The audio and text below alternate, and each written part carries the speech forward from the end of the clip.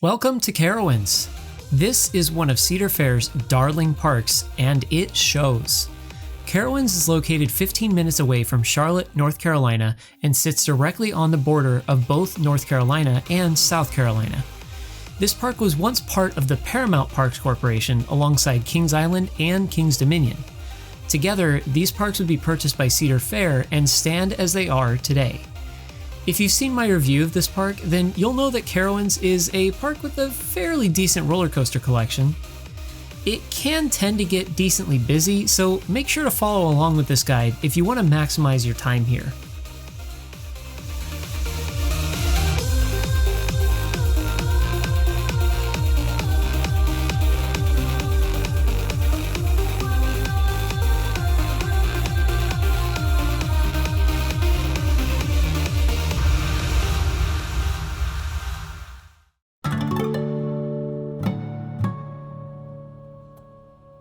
If you've followed along with my other theme park ultimate guides, then you'll be familiar with the format of these videos.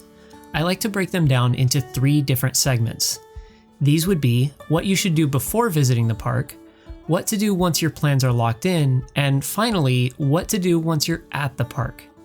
At the end of this video, it's my goal to have you as prepared as possible to have an unforgettable visit to this long-standing staple of the Carolinas. Making these videos for you guys takes a lot of work, so I really appreciate all of the support you're giving me. Every like, view, comment, and subscription really helps me out a lot. But if you feel like helping me out further, check out my Patreon. For just $1 a month, you can help me in my journey to bring even more of this high quality content to you guys. During this video, I'm going to have this audio cue when I have a secret tip. These ones are super important and can help give you an edge above the crowd. I will also be discussing the best times to ride the major coasters like Ferry 325 and what rows you should ride it in. Likewise, I'll be discussing whether or not FastPass is worth it when visiting the park, so stay tuned. Like most amusement parks, there are some steps you should take to prepare before visiting. This would include things like what you should wear and where you should be staying. With how crowded this park can get, following a guide like this can elevate your visit to the next level. This is where we'll be discussing park entry options like tickets, as well as whether or not it's worth it to get the dining pass. Tip number 1, pick the right hotel for you. Carowinds is extremely unique in that there are multiple hotels dotted along its entry road. Each of these hotels are on the cheaper side. They aren't the cheapest around, but they are each generally around $150 per night or less. What's great is that they are technically within walking distance of the park. Because of the heat, walking across hot asphalt may not be an enticing idea, so you can still drive into the parking lot from here. These hotels would include Comfort Inn at the park, Spring Hill Suites, Sleep Inn, and Quality Inn. When staying at Spring Hill Suites, this hotel puts you extremely close to the parking gates as well as even closer walking distance to the park, and again, prices are fairly reasonable here. Tip number 2, know what to wear. I've mentioned it in other videos and I'll mention it here. The Thuzies are right about some things. For instance, cargo shorts. These come in a wide variety of designs, but the key here is that you get ones with zipper pockets. If your pockets utilize buttons, things could easily slip out. Next, you need to have comfortable shoes. I personally wear Hoka's, and seriously, if they could sponsor me, I'd be so amazed by it, because honestly, I've switched over to them and they've been great for the past 3 years at this point. I won't be going back to any other brand. Next is going to be a good t-shirt. These are the Carolinas, so unless you're visiting during the winter, just go with a t-shirt all day long. It's going to be hot and humid while you're here, and there's a guaranteed chance you'll be sweating a ton, so you want a light colored t-shirt made with good materials to keep you cool. In this case, athletic shirts can actually be a really good option. If you're going in the winter, temperatures can tend to be pretty cool, so I would definitely recommend to bring some pretty decent jackets with you. Once again, I really want to emphasize the importance of wearing proper shoes. While this park isn't super sprawling, you're going to be on your feet all day long. Tip number 3, know what to bring. As with any theme park trip that I go on, I have always found it to be a good idea to bring a small backpack. This ensures you can bring all the necessities like pain meds, hand sanitizer, small snacks, a hydro flask, and more. This is a topic I might do later, as picking the right backpack for a trip is a quest I've been on for quite a while. You generally don't want to bring a backpack that's too large and pack it full with everything you could possibly need. Carowinds can tend to have a little bit longer hours, so you don't want to completely weigh yourself down. And again, the heat is going to be bearing down on you all day long, so keep it light. One final thing I would recommend bringing is a portable charger. You're going to be most likely spending your entire day at the park and presumably taking a lot of photos, consulting the park app for information, or generally getting distracted by whatever it is you do on your phone. The last thing you want is to have your phone dying on you while you're still at the park. I want to highly stress the humidity in the summer of the Carolinas. If you're someone who isn't used to this, you'll really want to prepare yourself for a visit here. The final thing you'll want to bring is what I call a cheese rag. I personally sweat a lot, so having a rag around to wipe the sweat away is a good idea to try not to allow yourself to be too gross and sticky. Tip number 4. Plan to spend 1 to 2 full days here. Carowinds can be 80% conquered in a single day. There's a fairly large collection of coasters here, however, only a few of them really only get a line. Despite this, I still think it is worth spending at least 2 days here so you can get the most out of the park. There is still a lot you can enjoy here, from riding Fury 325 to seeing shows, visiting the water park, riding Fury 325, and more. You don't want to make your visit here a half-baked one. Tip number 5. Pick the best time to visit. Since Carowinds is open from March to December, this gives it one of the more unique operating schedules of most regional amusement parks. That being said, going during the spring or summer for the weather, or in the fall or winter for the events, there's a ton of good times to visit. If you plan on going to Carowinds, the park will be packed the entire time, for good reason. If you plan on going during Winterfest, then there's a good chance that the crowds will be slightly lighter. Same thing goes to the park during the spring. Like most amusement parks, summer is going to be the busiest time for this park, so you should ideally plan on going during the week to minimize crowd presence as much as possible. I would recommend going during one of the slower times of the operating season so as to avoid not only the crowds, but also the incredibly humid weather during the summer. Tip number 6. Use these resources to help with planning. When picking out the best day to go, there are several websites like isitpacked.com and qtimes.com, which are a great resource for helping to anticipate what crowd levels could be. Something I should note here, these websites are not 100% accurate and only give an estimation of what they think crowds will be like on a day-to-day basis. They get most of their data from historical figures, so keep this in mind when visiting them. Secret tip number 1. Use Carowinds FastPass prices to anticipate crowd levels. If you want an extra secret resource to check potential crowd levels, then look at the online prices of FastPasses. These can change based on the anticipated crowd levels that the leadership at Carowinds have determined will be likely. If the passes are more expensive, then expect it to have larger crowds on those days. Tip number 7. Try visiting during the special events. Katie and I were lucky enough to visit during the Carnival event. We got to experience this event at 3 separate Cedar Fair parks, including Kings Island, Carowinds, and Dorney Park. Out of the 3, this one was fairly good. Throughout the operating season, Carowinds puts on a lot of different special events, and you won't want to miss these. They include live performances, fireworks shows, parades, and more. You can easily find information about when these are going on through the Carowinds official website or through the app. Tip number 8. Pre-purchase park entry or season passes online. Speaking of the website, this is where you want to go to purchase your entry tickets or season passes. When buying individual tickets, it is significantly cheaper and quicker to buy them online. It prevents you from having to wait in line at the ticket counter, which is not a quick process at all. Tip number 9. Consider getting the all-park passport if you plan on visiting any other Cedar Fair property.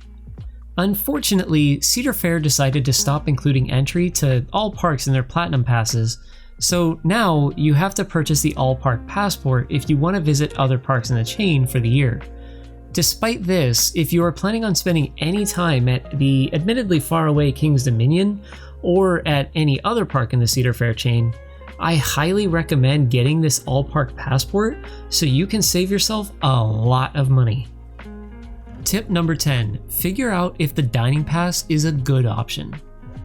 Even if you're only spending a single day at the park, the dining plan is an insanely good option and shouldn't be skipped out on.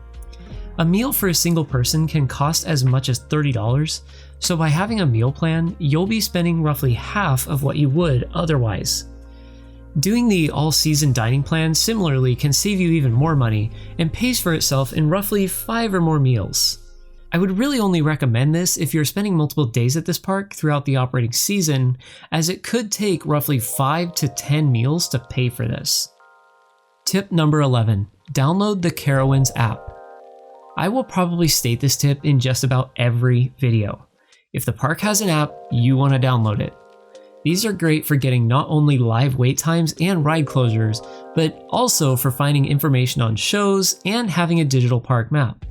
It's available on both Android and iOS, meaning unless you have a flip phone, you can download the app. These apps have a pretty decent filtering option so you can find exactly what you need, be it restrooms, rides, restaurants, Fury 325, and more. Tip number 12, find out if the fast passes are worth it. If you watched my video about fast passes, you may remember me freaking out about the prices of the fast passes at Cedar Fair. Let's face it, Carowinds Fastlane prices can be pretty steep. I would really only recommend paying for them if you either have a limited time at the park or just have a ton of cash to burn. Yes, the lines can get very long here, but if you focus more on planning your trip out better, you're more likely to spend less time waiting in line without having to pay the extra cost. Rides like Fury 325 and Thunderstriker don't often have huge lines, and when they do, these ones tend to move faster than most. The rest of the rides in the park tend to be less so like this, so your mileage may vary on this front. All in all, I don't personally think it's worth it to buy the fast lane here. Secret tip number 2, take advantage of your season pass benefits. As a gold or prestige season pass holder, you are granted bring a friend discounts. If someone in your group doesn't have a season pass, you can easily save them money at the gate with these discounts. I would highly recommend keeping this pricing in the budget to make sure whether or not this option is cheaper or more expensive for your group when visiting. Now that you've picked out when you're going and all that, we should dial in more and figure out what to do while you're at the park proper. The most important aspect here is what you do at the start of your day. You really need to plan on making the right moves so that you beat the crowds early. Tip number 13, know where your entry options are. Did you know that Carowinds has 2 separate entrances? There's obviously the main gates at the front of the park. Beyond this, there's the entrance at the back of the park that lets you in next to Afterburn. In my opinion, this entry option should not be considered, as it puts you farther away from some of the best rides in the park. There is also the fact that this entrance is often not even open in the first place. Tip number 14, plan on arriving at least 30 minutes early to the parking gate. In my opinion, it is a good idea to get here at least 30 minutes early so you can get a better parking spot. Some people really don't care about this. Here's why I think it's important. You're going to be doing a lot of walking and standing around throughout the entire day, and after all of that, would you really want to have to walk even further just to get to your car? I sure wouldn't. Not only does getting to the parking gate early give you a chance at finding a better parking spot, it gets you through park entry quicker too. I mean, check out this shot. There are quite a few people who like to stack up at the parking gates to get in. Why not try to get a better parking spot so you get to walk less on your way out of the park? Secret tip number 3. If staying on site, plan on getting to the main gate 30 minutes prior to park opening. On a similar note to the previous tip, you also want to try to skip the line at the main gate if you're staying on the property. It's pretty much guaranteed that most of these people will be following a similar path, so be sure to get here early so that you aren't bogged down in a small crowd. Tip number 15, bring a spray bottle. I cannot emphasize enough just how humid it will be while you're here. I apologize if I sound like a broken record, but you really should find every way to cool off during those hotter days. If you have a spray bottle with a fan on it, bring it. Half of the misters around the park are likely to be broken, so it's worth bringing one of these or purchasing one on site. Tip number 16, save at least $150 to bring with you into the park. I've mentioned previously that a meal for a single person can cost roughly $30. Having at least $150 to your name is a good idea for a single day here, so that you can pay for meals, lockers, and any additional things like snacks, on-ride photos, and souvenirs. You most likely could get by spending a lot less than this, but generally I feel like this is a fairly safe amount of money to have ready. Tip number 17, know where the best places to eat are. There's really only 3 places that are worth eating at here, in my opinion. Number 3, Blue Ridge Country Kitchen, number 2, Chick-fil-A, and number 1, Harmony Hall. There really isn't much competition here for good food, and honestly, if you prefer eating healthier, Harmony Hall is the only place that you can really eat. Tip number 18, know which flat rides are the best. Here are the top 5 flat rides at Carowinds. Number 5, Air Racers. Number 4, Scream Weaver. Number 3, Rock and Roller. Number 2, Drop Tower. And finally, number 1, Electro Spin. Tip number 19, know which coasters are the best. There's hardly ever any argument about what the top 4 roller coasters are at this park, but what about number 5? Honestly, this one is a toss-up and can be very different from person to person. My personal top 5 favorite coasters here rank as such. Number 5, Carolina Cyclone. Number 4, Afterburn. Number 3, Thunderstriker. Number 2, Copperhead Strike. And unsurprisingly, number 1, Fury 325. I'm sure I don't necessarily need to explain myself on this one. Tip number 20, make a checklist of all the things you plan on bringing with you to the park. I mentioned earlier how you should bring a small backpack filled with all the essentials you might need. I know this doesn't apply to everyone, but I can tend to be very forgetful, so having a written checklist I can consult before leaving my hotel has been a lifesaver. Make sure to write down all of the things you plan on bringing with you to the park and double check it before you leave. When I say everything, I mean everything, including the clothes on your back. You really wouldn't want to forget those. Tip number 21, either list or visually plot out your route using the park map available online or through the app. Later in the video, I'm going to give you a rundown of what I believe is the ideal itinerary for how to conquer this park. Even then, I wouldn't expect you or myself to remember every detail about this plan, so make sure to visually write down what your plans are exactly so you can consult back to these. In my opinion, when you're in the meat grinder, it's always good to keep a list of goals and a plan handy so that way you stay on track.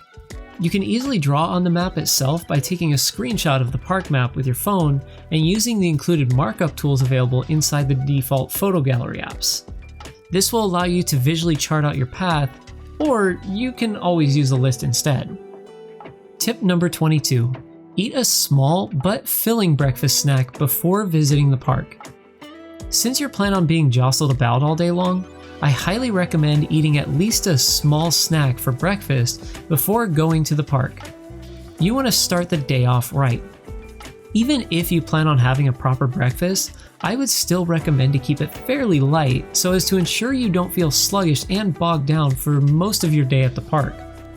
Tip number 23, check the weather before you visit. On a final note about the heat, it is a really good idea to check out what the weather will be like when you visit. If temperatures are supposed to be 90 degrees or hotter with a humidity of 90% or more, I would highly recommend either planning on visiting on a different day or consider taking a break midday to cool off. We've got most of the planning out of the way, so now is the time to put that planning to the test. Keep watching as we're about to dive into the perfect itinerary for how to absolutely master this park. If you're like me and like content creation, stay tuned as I have some great recommendations for the best photo opportunities later in this segment. Tip number 24, mark your spot. This is just a good tip in general. If you're parking in the main lot in front of the park, either screenshot your location on your phone's map where you park, or take a picture of one of the nearby signs to denote where you're parked. There's nothing like spending an entire day in an amusement park, walking around and spending even more time trying to figure out where your car is. Tip number 25, follow this itinerary. Now for the important part. Let's conquer this park. The order for most of the rides is not going to be hugely important, but for the big four of this park, Afterburn, Copperhead Strike, Thunder Striker, and Fury 325, the time at which you ride these can be very important. So for my guide, I'm going to recommend that you start out your day by riding Copperhead Strike first. Out of the big four, this one can tend to have the slowest moving line. From here, you can hit Afterburn, which is the next slowest moving line, and then Thunder Striker. It may be worth it to try hitting up some of the flat rides while you're in this area, but that choice is yours. You could also hit the park in a slightly different order. Again, you want to start at Copperhead Strike. From here, head towards Flying Cobras and hit that. On your way around the park, you can hit up Carolina Gold Rusher, Carolina Cyclone, Ricochet, Vortex, Hurler, Fury 325, and so on. Either way, starting at the back of the park with Copperhead Strike can be one of the most important parts. Rides like Thunder Striker and Fury 325 can get longer lines, but the operations for these tend to be much faster than rides all around the park. Some of the slowest operations are found on rides like Vortex, Flying Cobras, and Nighthawk. By conquering these rides earlier, you can avoid a large portion of the lines that these rides will inevitably get later in the day. Generally speaking, the crowds at Carowinds will start at the front of the park with Fury 325, Nighthawk, and Thunder Striker. From here, the bulk of the crowd will slowly move to the back of the park by the end of the day. It is your goal to do exactly the opposite of this. Tip number 26. Avoid rides like Copperhead Strike during the hottest part of the day. Guess what? Another heat-related tip. The line for Copperhead Strike can tend to move slowly, and this queue does not have nearly enough shade for it. There is also the fact that this queue is lacking in functioning misters. Seriously, they need to work on adding more shade and misters to this park in general. As a result of this, I'm going to highly recommend riding this ride earlier in the day or later in the evening so you aren't getting cooked alive by the sun. Tip number 27. Get a picture standing in both states at once. Located in the front entry plaza are 2 rows of blue bricks. One row is light blue and the other is a medium blue. These bricks represent where the borders of North Carolina and South Carolina meet. Be sure to get a photo opportunity of you standing in both states at once. Tip number 28. Stay hydrated. As you can tell, there is a ton of walking you'll be doing while you're at the park. I've already mentioned once that Carowinds doesn't have a huge amount of shade, so I highly recommend following the daily recommended water intake. For men, that means drinking roughly 104 ounces of water in a single day, and for women, that means 72 ounces. The most common size of hydro flask I've seen carries roughly 32 ounces of water, so you'll want to drink this and refill it roughly 3 times over. It seems like a lot, but this is a really good amount to keep yourself hydrated throughout the day. Tip number 29. Know which seats are the best for each ride. Starting from the top, we have Copperhead Strike, which is best in the front or back rows. Choose the front if you want the view and speed, and the back for the forces. For most other rides, seating position doesn't matter too much. Fury 325 is very much a front row ride, however, the back row still provides for a great experience. Due to all of the trim brakes, I'm going to recommend riding Thunder Striker in the front row so you can crest the hills at the highest speed. However, the back row still can be fun. Finally, for a ride like Afterburn, I'm going to recommend the front row for the view. This ride dives in and out of pits, and it's difficult to get the same near-miss sensation from any other row. Tip number 30. Know the best ways to cool off.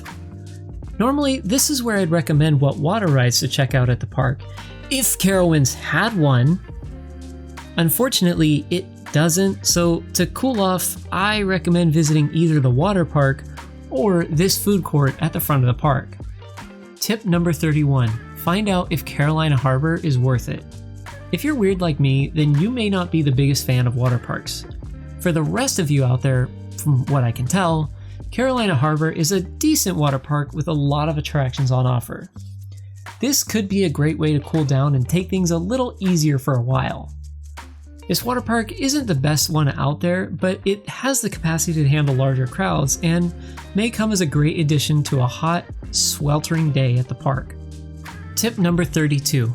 Know where to refill your hydro flasks. Fortunately, most snack and food stands dotted around the park allow you to refill a hydro flask with water for free. This water is cold, and I'm once again going to highly recommend you take good care of yourself and keep yourself hydrated. Some of the easiest refill stations to come across would be the Coca-Cola refresh stations found all around the park. Tip number 33. Eat your meals later or earlier than the rushes. From about noon to 1:30 p.m., most of the restaurants in the park experience a rush where everyone is trying to eat lunch. I would highly recommend for you to either get your food no later than 11:30 a.m. or after 1:30 p.m. so you don't have to wait in a long line. Tip number 34. If you have kids with you, check out Camp Snoopy. This area of the park sits right next to Thunderstriker and has some of the most shade out of the entire park. There is a decent selection of flat rides and small roller coasters here that can be very entertaining for young children. This area even has its own gift shop and restaurant, so again, with this entire combination, it can also be a good way to catch a break from the sun. Tip number 35. Hug the Fury 325 supports. If you're traveling from a long distance to visit this park, there's likely only one main reason why you're visiting: Fury 325. So why not show it your gratitude by hugging one of its support beams near the front entry lawn? Tip number 36. Check out the best gift shops in the park. There are a few gift shops around the park that have a pretty decent selection of souvenirs to select from. In no particular order, there is The Hive at 325, Earl's Garage near Thunderstriker, and finally, Premier's near the front entry plaza. Tip number 37. Know the best places for dessert. As another way to help cool off or have a sweet treat, here are the best options for dessert at Carowinds. In no particular order, there's Rita's Italian Ice, County Fair Funnel Cake, and finally, Sweet Frog Frozen Yogurt. This last one was a personal favorite of both Katie and I. Tip number 38. Know which are the best night rides.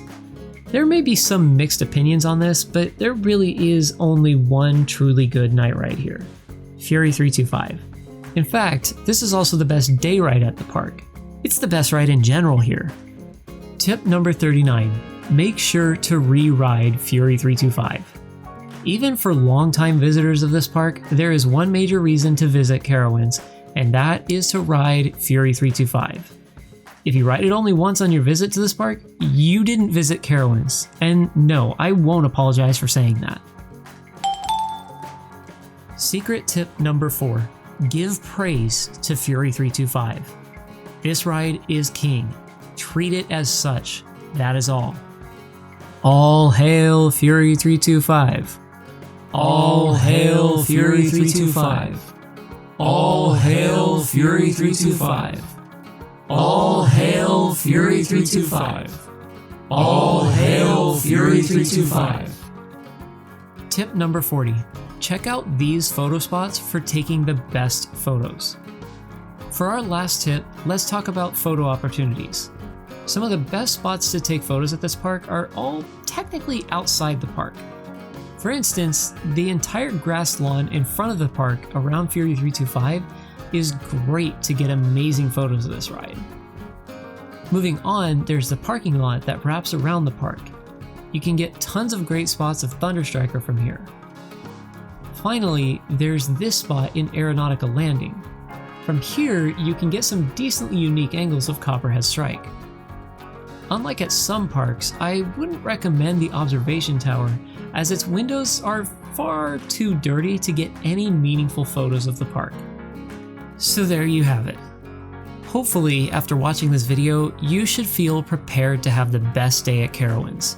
This park is one that really is only held up by its big 4 coasters, but still, each of these are great and stand on their own to make this park entirely worth visiting. I can assure you that after experiencing the behemoth that is Ferry 325, you will come to a full understanding of what roller coaster manufacturers like B&M are truly capable of.